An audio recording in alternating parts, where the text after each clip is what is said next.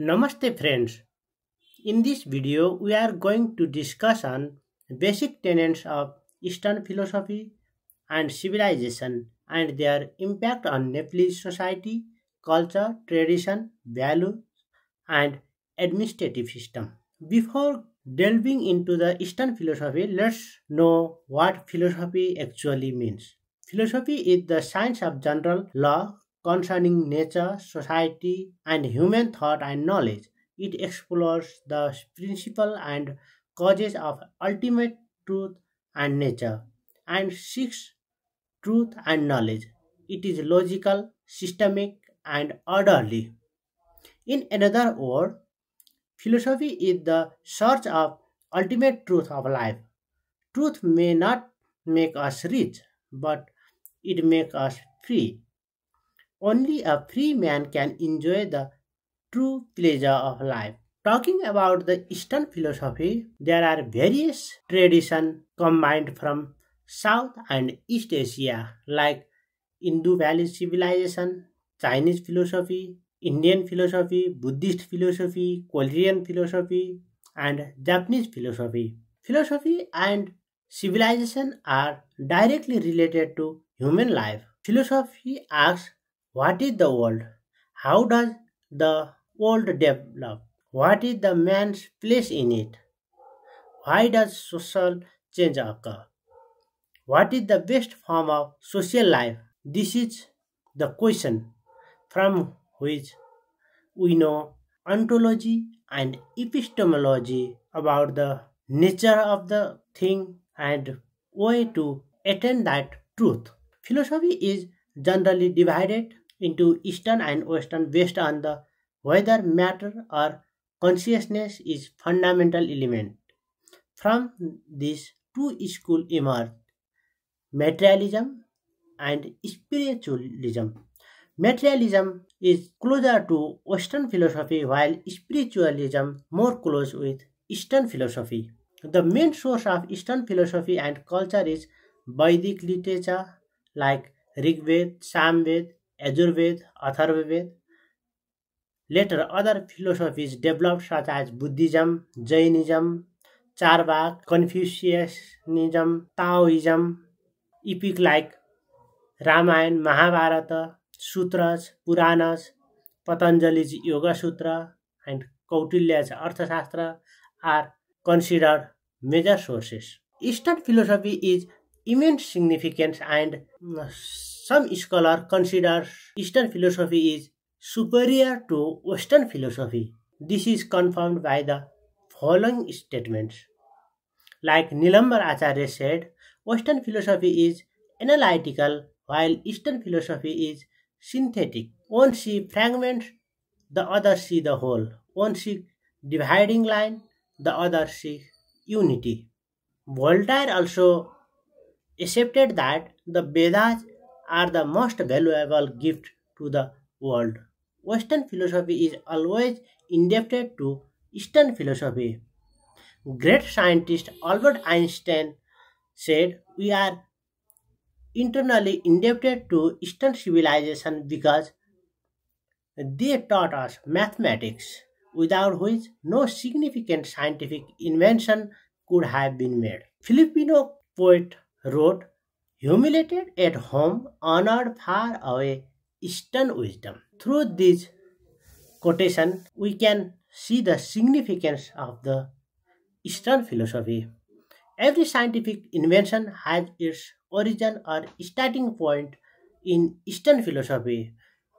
In the context of Nepal, Vedic philosophy that developed alongside the Indus Valley civilization as well as teaching of Lord Buddha has had the great influence. Without understanding the Eastern philosophy, extremism persists. Let's discuss about key feature of Eastern philosophy. Eastern philosophy assumes that there is the singularity of truth. Vedanta said all life can be viewed as sacred. It is a part of divine creation and exists everywhere. Human life is cyclical. The ultimate goal is to overcome ignorance and attain knowledge. There are three paths to individual freedom. Jnana Marga, first one is that is path to knowledge. Next is Karma Marga, that is path of action, and Bhakti Marga, path of devotion. The Bhagavad Gita says, Nasato vidhate bhavo, nabhavo vidhate sata. That meaning is the unreal never exists and the real never ceases to be. Another important philosophy which have great impact on Nepalese society is Buddhist philosophy, because Buddha himself is born in Nepal, in Lumbini, and he is the enlightened son of Nepal. He identified 6 virtues of completeness in life. Those are simplicity, morality, patience, hard work, concentration, and wisdom. He explored 4 noble truths. There is suffering in the world, there is cause of suffering, there is way to end the suffering. The true way to end the suffering is eightfold path which lead to nirvana. What are those eightfold paths? First one is right view, understanding the reality correctly. Right intention, keep pure motives. Right speech, kind, controlled, and truthful word without contradiction. Right action, avoiding harmful act, doing good deed. Right livelihood, living innocently, maintaining discipline in work and profession. Right effort, avoiding laziness and over exertion. Right mindfulness, being aware and alert. Right concentration, that related with meditation, focused mind. He also put forward the principle of Panchashila, the 5 precepts. First one is abstain from killing, which promotes live and let live. Second is abstain from stealing, end violence, robbery, and exploitation. Third was observe celibacy, free society from exploitation, abduction, and immorality. Four is abstain from false speech, and fifth is abstain from intoxication like alcoholism, drug addiction, those things. Following the middle path is also Buddha's guidance.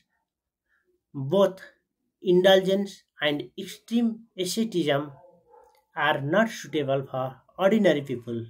A balanced path must be adopted. Here are the core point from Bhagavad Gita. Do not fall under greed, attachment, and pleasure. Fulfill duty, remembering that the body is mortal and soul is immortal. Work selflessly for the welfare of others. Remain balanced in happiness and sorrow. Maintain equanimity within. Have faith in God. Always remember God while fulfilling duties. Understand that every person is eligible for God's grace. Qualities like uniqueness, beauty, greatness, wisdom, and strength belong to God. The universe is God, and God is the universe. Dedicate body, sense, mind, and intellect to God. Recognize the existence of one supreme soul. Rise above the 3 guna, Sata, Raja, Tama, through devotion. Worship and shine image of God with devotion. Escape the cycle of birth and death by renouncing vices. Remember and chant God's name while performing good deed. Seek refuge in God with devotion. Talking about the impact of Eastern philosophy and civilization on Nepalese society, culture, tradition, and values. Philosophy and civilization are directly related to human life. Philosophy is an ancient science. Eastern philosophy and civilization have had deep influence on Nepalese society as well. Vedic and Buddhist philosophy has strong influence in Nepali society. Practice like Nyasa, Dhyana, Japa, Tapa, Havana, those Panchakama in daily life inspire discipline and morality in Nepali society. Encouragement of pure and vegetarian food promotes health, enabling citizens to actively contribute to economic development. Morning worship and charity in homes and temples guide people psychologically toward rightness. Encouragement to renounce lust, anger, greed, and attachment reduce corruption and temptation.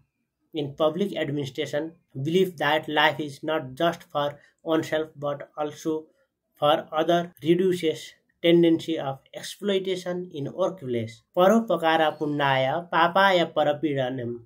That verse guides that doing good to other is virtue and causing pain is sin. This is the summary of 18 Puranas. Culture, society, and civilization are not static, they evolve. This evolution led to new form of caste system in Eastern Hindu civilization. That is one of the negative part. Originally, caste was based on work and capability, not birth. In truth, caste is not fixed. It is defined by action, karmas, and qualities, gunas. Talking about impact of Eastern philosophy and civilization in Nepalese administrative system, historical record confirm that Eastern philosophy is a complete human philosophy. It has had a deep yet mixed influence on Nepali administrative system. In recent times, some positive aspects are declining. That is the point of concern. Eastern scripture emphasize ruler's character. They say only a moral, upright ruler can make a strong state. Hence, rules and boundaries for army, envoys, administrator, judges were prescribed. Eastern philosophy considered the earth as a common home for all. Though people differ by nature and identity, all stand on same land. Thus, discrimination by caste, language, community is unacceptable. This idea has strengthened inclusiveness in administration. Nepal's administration has gradually adopted an inclusive character. Manusmriti is the founding stone of modern law. Manu derived laws from the Vedas, which later evolved with adjustments. Thus, Nepal's judicial system shows deep influence on Eastern philosophy and civilization. Dharmashastra states that governance should be by law, not individual. This has contributed the establishment of rule of law and strengthened the democracy in Nepal. Talking about the Rig Veda, it mentioned rulers should be powerful, wise, and learned.